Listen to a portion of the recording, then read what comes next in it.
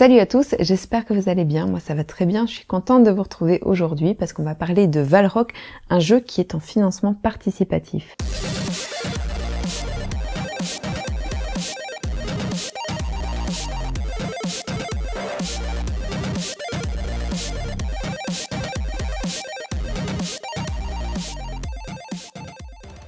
Si vous ne connaissez pas du tout l'éditeur, Omea Games, c'est normal, en fait c'est leur tout premier jeu, mais vous avez peut-être déjà entendu parler d'eux sous le nom de Jupito Games, puisque ce sont effectivement des personnes très actives sur Instagram, plutôt dans la review de jeux, et là ils se lancent et ils produisent leur premier jeu avec votre aide. Dans Valrock, on va jouer des magiciens, et en tant que magicien, on essaye de devenir le mage le plus puissant du pays, et pour cela on va devoir essayer de dompter des créatures magiques. Donc, c'est un jeu de placement d'ouvriers, donc on va avoir à sa disposition 3 ouvriers, un magicien, un assistant et un mercenaire qu'on va pouvoir mettre en jeu à différents endroits. Ce qui va se passer, c'est qu'il y a plusieurs mécaniques de jeu à prendre en compte. Tout d'abord, il y a une phase de draft, puisque les monstres qu'on va essayer de capturer, d'abattre ou de dompter sont de différentes sortes. Donc ils ont chacun une affinité avec un des 4 éléments, l'air, le feu, le vent, la terre. Parfois, il y a des hybrides qui ont des affinités avec plusieurs éléments. Et le fait de les dompter ou de les abattre va nous rapporter des points de victoire. C'est une des manières principales. Le premier joueur qui aura réussi à vaincre ces 6 créatures termine le jeu, ensuite on compte les points et celui qui en a le plus gagne. Mais il y a également plein d'autres manières de gagner des points de victoire. On va pouvoir améliorer les compétences de son magicien, parce que chaque magicien a des compétences aussi dans un des 4 éléments, ce qui lui donne une certaine prise sur les créatures. On va également gagner des points par rapport aux cours qu'on aura suivis tout au long du jeu dans l'école de magie. Ce sont des cours qui vont en fait être surtout des cartes qui vont nous donner des bonus, donc c'est doublement intéressant. Et donc il y a plein de petites choses à faire sur le plateau. Après avoir drafté les créatures, on se retrouve avec 6 créatures dans sa main et on va pouvoir commencer à jouer. À son tour, on prend un de ces personnages et on le place quelque part. Les différents endroits sont ici, le village de la magie noire. Là, on ne peut pas placer son magicien principal parce que ce personnage ne va pas se salir les mains. Donc la magie noire, on peut y envoyer que son assistant ou son mercenaire. À savoir que le mercenaire, comme son nom l'indique, il faut le payer. Donc lui, à moins de dépenser 2 vals, qui sont la monnaie du jeu, donc les petites pièces ici, vous ne pouvez le placer nulle part. Donc on va dépenser 2 vals pour placer son mercenaire ou on place son assistant dans le village de la magie noire pour à la fois bénéficier d'un effet soit positif pour nous ou négatif pour les autres joueurs, et en plus la possibilité d'acquérir des sorts de magie noire qu'on pourra utiliser plus tard dans la partie. À savoir que chaque fois qu'on va placer un personnage, on va avancer sur l'échelle de la colère des dieux, et à chaque fois qu'on va activer un sort de magie noire, idem. Quand on sera au maximum de la colère des dieux, on va déclencher un effet particulier. On a également la fontaine de magie. Lorsqu'on place son personnage sur la fontaine de magie, on va récupérer les points de magie qu'on vient de recouvrir et on va pouvoir les augmenter en conséquence sur sa fiche de personnage. Tout simplement parce que de nombreuses actions vont nous demander de dépenser des points de magie. On a la taverne. Quand on met un personnage sur la taverne, on va pouvoir récupérer les vals qui sont dessus. Si on est tout seul à la taverne, c'est très chouette, on récupère 5 vals. Par contre, si un de nos concurrents arrive sur la taverne, alors là, malédiction, on va devoir se partager la récompense parce que ça veut dire qu'il est venu nous aider pour la quête, beaucoup trop nul, et donc il récupère également des pièces. Plus il y a de personnages à la taverne, moins on récupère de pièces. On ne peut jamais mettre un mercenaire à la taverne parce que lui, il va tout empocher. On a la caverne, qui n'est pas la même pièce. La caverne où, lorsqu'on se pose dessus, c'est là que ça devient très intéressant, on va choisir dans le feu, l'eau, la terre ou l'air. On explore une de ces salles, par exemple j'explore l'eau, on retourne la première carte ici d'entraînement et en fonction de ce qu'on trouve ici dans le côté haut de la carte, on gagne une récompense. Là, j'aurais gagné un diamant qui me servira plus tard dans la partie lors de certaines enchères par exemple ou pour dépenser pour asseoir ma grande puissance. On peut parfois ne rien gagner du tout si on a mal choisi. On a ici l'arène, c'est à cet endroit-là qu'on va venir combattre ces monstres. On ne peut placer que son magicien dessus, donc si on a déjà placé son magicien quelque part, on n'a plus le droit. D'ailleurs, il y a un symbole bâton pour bien exprimer que seul le magicien peut se mettre à cet endroit-là. Donc par exemple, je mets mon magicien là. Non seulement je remporte 2 vals parce que je suis la première personne à m'être inscrite pour combattre le monstre, mais en plus, je vais être la première à combattre et donc je choisis.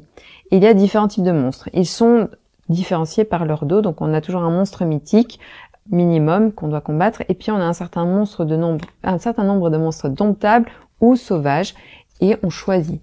Les monstres domptables, leur caractéristique, c'est que lorsque on les a vaincus, on les a pas tués, on les chevauche. Et donc chevaucher un monstre domptable, c'est-à-dire qu'on le met à côté de sa fiche et on va bénéficier d'un bonus qui est indiqué à gauche de la carte. Donc soit des bonus, soit des malus, parfois un petit peu des deux.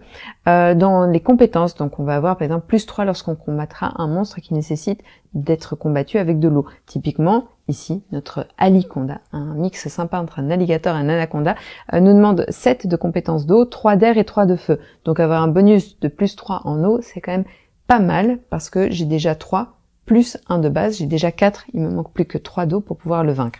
Et ainsi de suite. On peut changer de monture à tout moment, donc je pourrais décider de vaincre ici ce phénix et de le mettre plutôt lui en bonus. Donc il y a plusieurs manières de jouer avec ces monstres, et c'est aussi en ça que la phase de draft est extrêmement importante, c'est que ça vous permet de construire une main de monstres que vous allez combattre en fonction de ceux qui vous octroient des bonus, ceux que vous voulez combattre, ceux que vous allez pouvoir utiliser comme monture, donc c'est très important cette phase de draft. Et dans cette arène, c'est là qu'on combat les monstres, soit pour les abattre, soit pour les dompter et donc les monter. On a également ici un petit terrain d'entraînement. Lorsqu'on se place ici, idem, il n'y a que le magicien qui peut y aller. On va combattre différents types d'adversaires qui vont nous donner des jauges de combat. Donc en fait, à la gauche, vous retrouvez des jauges de combat qui sont soit grisées, soit rouges, soit semi-remplies. En fait, ces jauges s'additionnent un petit peu à la manière d'un jeu vidéo. Donc si, par exemple, je décide d'additionner ces deux-là, ça me fait une jauge complète et ça me permet de monter une compétence. Et comment ça marche? À chaque tour, je vais dépenser un point de magie et je décide de retourner une carte. Je dépense encore un point de magie, je décide de retourner encore une carte. Et ainsi de suite. Jusqu'à ce que je n'ai plus de points de magie, jusqu'à ce que je décide de m'arrêter ou jusqu'à ce que j'écope d'une blessure. Une jauge vide, c'est une blessure pour moi. Et si j'ai une deuxième blessure, c'est pire que tout, je peux plus utiliser mon mage au tour prochain. Donc ça veut dire vraiment une action de moins et c'est pas une très très bonne chose. Donc il y a un aspect de stop encore qui est extrêmement intéressant. Et ce côté jauge aussi est pas mal puisqu'on peut décider de s'arrêter, de garder cet entraînement même s'il n'est pas complété et de le compléter dans un tour ultérieur. On a donc l'école de magie dont je vous avais parlé au début de cette vidéo. L'école de magie où on va pouvoir assister à des cours qui vont nous donner des bonus, mais pour assister à un cours, il faut déjà dépenser de l'argent et des points de magie. Par contre, certains cours ne peuvent être appris que par des mages, et d'autres cours peuvent être appris indifféremment par même le mercenaire ou l'assistant sans aucun problème. Parfois, ce sera des one-shots, donc avec un petit point d'exclamation. Parfois, ce seront des choses qui vont nous donner des bonus tout au long de la partie. Et enfin, le dernier endroit où on va pouvoir performer une action, c'est la piscine magique. Non, c'est pas ça. Ça s'appelle pas la piscine magique, mais c'est là où vous allez pouvoir faire des offrandes aux dieux. Et ce qui est très intéressant, c'est que d'une part, il y a un système de mise. Donc, plus vous allez mettre de sous sur un dieu, plus vous avez de chances d'emporter une faveur. Parce que ce qui va se passer, c'est que si vous mettez 1 ou 2 sous dessus, vous piochez une carte. Et en fonction de ce qu'elle affiche, vous aurez soit une faveur, soit pas du tout de faveur. Mais si je décide de mettre 3 ou 4 ou 5 ou 6, ou même si je décide d'être vraiment généreux et je mets 8 pièces d'un coup, j'obtiens tout de suite la faveur, à savoir augmenter une compétence sans devoir piocher une carte qui me dira si oui ou non j'ai gagné. Donc ces sous vont s'accumuler ici pour pouvoir augmenter nos compétences, mais tous les 3 tours, les dieux vont nous octroyer une autre faveur, c'est un petit bonus. Donc le dieu qui aura le plus de pièces sur lui, par exemple c'est la déesse du feu, disons, va nous octroyer un bonus permanent pendant les 3 tours suivants, à chaque fois qu'on va combattre un monstre dans l'arène principale. Donc c'est intéressant vraiment à plus d'un titre de jouer sur cette partie-là du plateau. Donc là, je vous ai expliqué toutes les actions possibles. Magie noire, récupérer de la magie, gagner des pièces pour payer le mercenaire ou pour acheter des cours, s'entraîner pour augmenter ses compétences pour être plus fort et récupérer la possibilité de castagner un monstre, l'arène pour pouvoir se battre contre les monstres, ici la caverne pour trouver des petits bonus à gauche à droite, parfois du mana supplémentaire, parfois des plantes qui peuvent soigner ou des choses comme ça, l'école de magie avec toute une variété de cours très chouettes, mais chaque fois l'effet est écrit en dessous, donc c'est très facile à prendre en compte, et ici la piscine des dieux, je l'appellerai jamais autrement, où on va pouvoir à la fois faire des dons pour pouvoir récupérer des faveurs et donc augmenter des compétences, mais aussi pour avoir un petit bonus permanent pour tous les joueurs, tous les 3 tours, qui va nous donner clairement un avantage lorsqu'on va combattre un certain type de monstre. Et la toute dernière chose qui est importante à prendre en compte, c'est qu'au début de la partie, on aura mis en jeu un tableau de chasse. Le tableau de chasse va changer à chaque partie.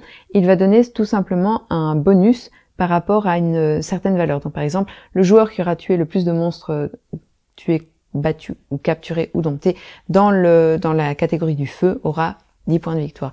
Celui qui aura fait de même dans la catégorie eau aura 7 points de victoire et ainsi de suite. Donc cette phase de draft dont je vous parlais au tout début est importante à la fois parce que il y a des valeurs indiquées sur les monstres, et donc ces valeurs, c'est les points de victoire que vous aurez, plus le fait que ces cartes, il faut les enchaîner comme des combinaisons, plus le fait qu'il y ait un tableau de chasse qui change à chaque début de partie.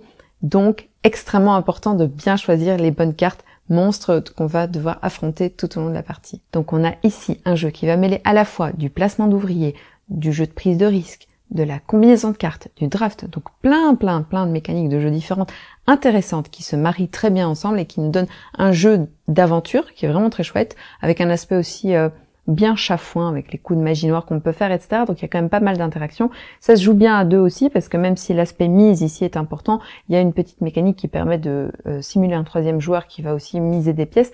Donc c'est vraiment une très chouette découverte. Faut savoir que c'est un jeu aussi qui va demander pas mal de concentration, donc il vaut mieux avoir des joueurs qui sont impliqués dedans, sinon vous allez passer des parties de 3 heures très longues, parce que les joueurs n'écoutent pas, donc il faut demander de la concentration au moment du draft, au moment de son placement d'ouvrier, mais c'est extrêmement bien fait. C'est pas du jeu expert, mais c'est clairement un jeu qui demande un certain investissement, tant au niveau de la lecture des règles que du jeu en soi. Mais en tout cas, c'est extrêmement agréable. On a passé un très bon moment quand on y a joué, donc vraiment, moi, je vous invite à aller voir la page de financement participatif pour voir si c'est votre cam, si vous êtes susceptible d'aimer ce genre de jeu, si vous avez envie de le soutenir et de soutenir de la création belge.